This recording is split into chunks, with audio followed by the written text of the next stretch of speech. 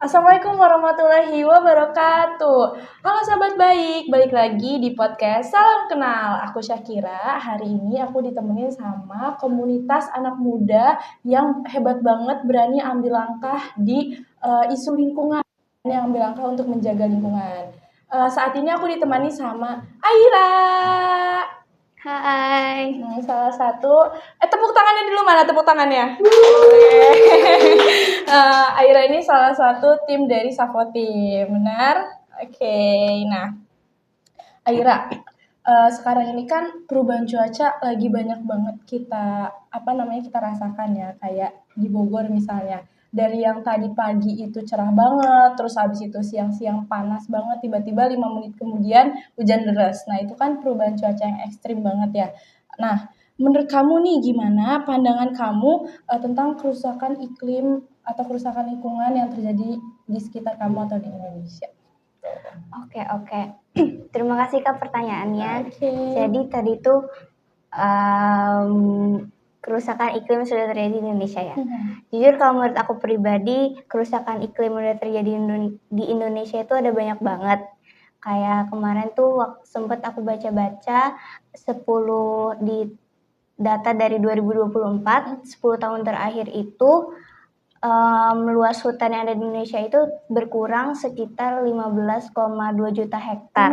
Nah, dan oleh sebab itu tuh banyak dampak negatif yang bermunculan, kayak banjir, longsor, dan lain-lain. Maka dari itu kita butuh banget solusi yang konkret untuk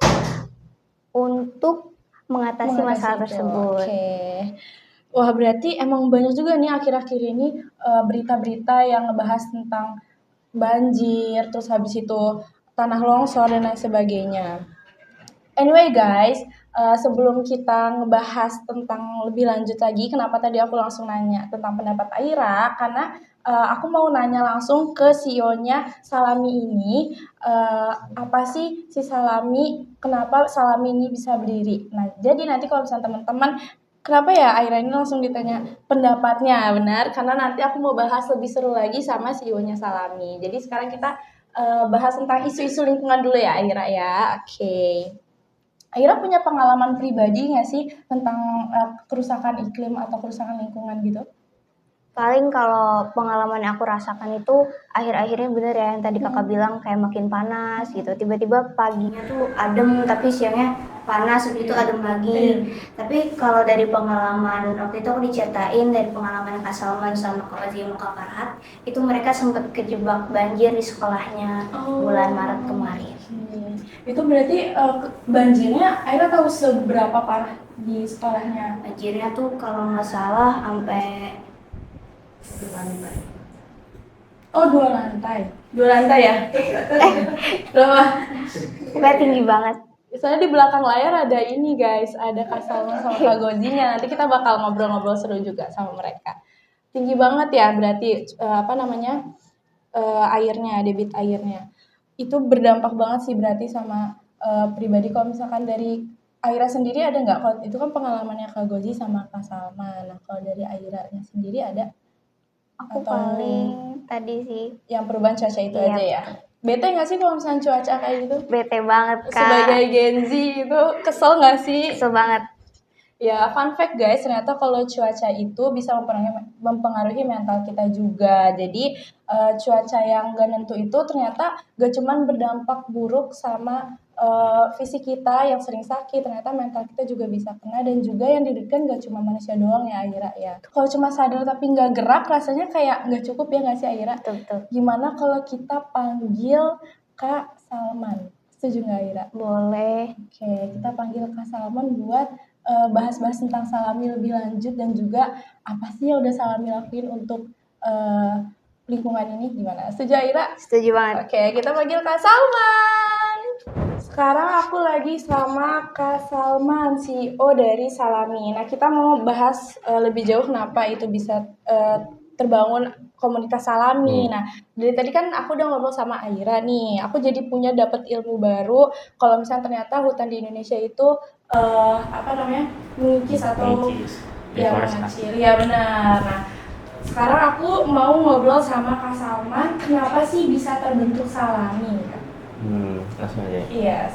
Ya, jadi terbentuk Salami itu dulu bukan kayak ini ya, kayak komunitas gitu, tapi dari orang-orang yang bareng-bareng tuh mau ikut lomba. Oke. Nah, jadi awalnya tuh kayak Salami itu kan kalau yang sekarang nih Sahabat Alam Muda Indonesia, tapi dulunya itu Selamatkan Alam dengan Mahoni. Oke. Itu kayak kita mau bikin project buat mengatasi krisis iklim. Jadi terbentuknya ini dari ikut lomba itu Iya, ya. ikut lomba Berarti bareng. Safo Tim ini berisi berapa orang, Kak? Isinya kalau sekarang masih 4 orang. Siapa aja tuh boleh disebutin? Yang pertama ada saya sendiri yaitu Salman, terus ada Aira, yang tadi kita ngobrol. ya, terus ada Farhat sama Ozi. Oke. Nah, kenapa sih tergerak untuk ikut lomba dan akhirnya bikin komunitas Salami ini? Ya awalnya kita kayak ini aja resah gitu sama kayak lingkungan, kok makin hari makin panas gitu. Terus panasnya kok maksudnya kayak panasnya itu nggak kayak biasanya, iya kayak nyengat banget gitu. Terus akhirnya terus ada nih UNICEF tuh kayak ngadain lomba. Ya udahlah kita kayak coba nih ikut nih, kayak peluang bagus nih buat nuangin ide kita dalam proposal. Apa aja sih program-program yang udah dijalanin sama Salami sejauh ini? Kalau program sih karena kita masih baru ada tuh program yang ikut lomba itu. Nah, tapi di dalam lomba itu tuh kita kayak ngelakuin beberapa aksi gitu. Yang pertama tuh kan aksi utama itu nanam pohon. Lalu ada aksi edukasi juga. Aksi edukasi itu kayak dibagi dua lagi, edukasi di sekolah, kayak seminar gitu. Terus ada edukasi di Instagram, ada di akun Instagram Salami. Campaign online gitu ya? Iya, campaign online. Kalau misalnya dari Salami sendiri tuh ada kolaborasi sama komunitas-komunitas lain nggak sih? Ada.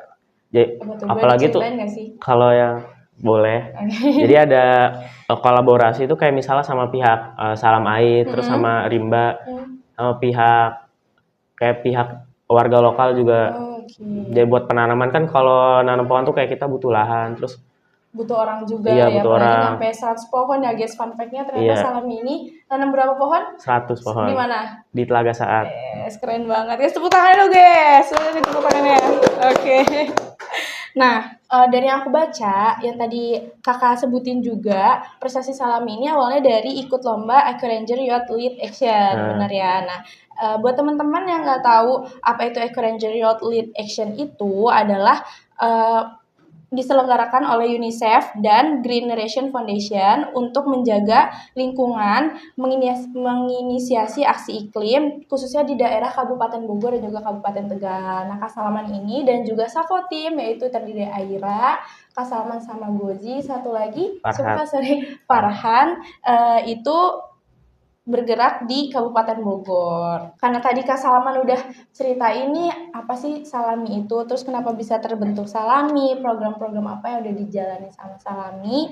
Sekarang aku mau tanya nih, aku pengen ngobrol-ngobrol dan aku juga kepo banget gimana sih proses dibalik semua itu, proses dibalik kerja keras teman-teman Safo Tim untuk meraih juara di Eco Ranger Youth Lead Action itu. Jadi cerita aja nih dari awal ikut lomba gimana.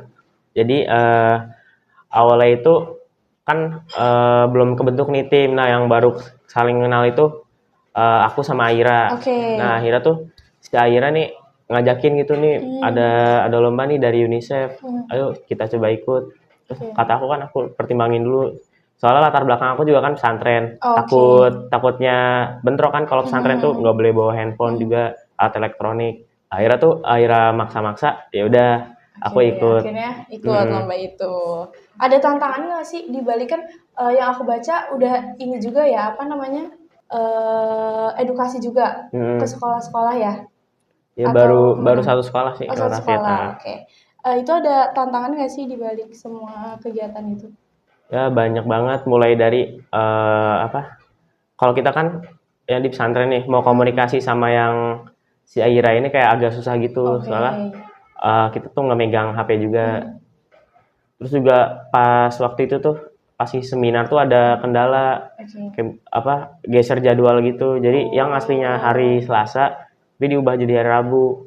Jadi lebih kayak ke komunikasinya Iya, ya, menjadi tantangan bener banget. Apalagi beda sekolah ya guys, jadi Savo tim ini dari beda-beda sekolah, jadi tantangannya di timnya itu sendiri. Tapi kalian hebat sih, aku bangga kalian gak cuma berbicara di sosmed aja, tapi Savo tim ini juga bergerak langsung untuk menjaga lingkungan gitu. Tadi kan dibahas juga ya, nanam 100 pohon mahoni di iya. Telaga Saat. Kenapa sih milih pohon mahoni untuk menghasilkan oksigen?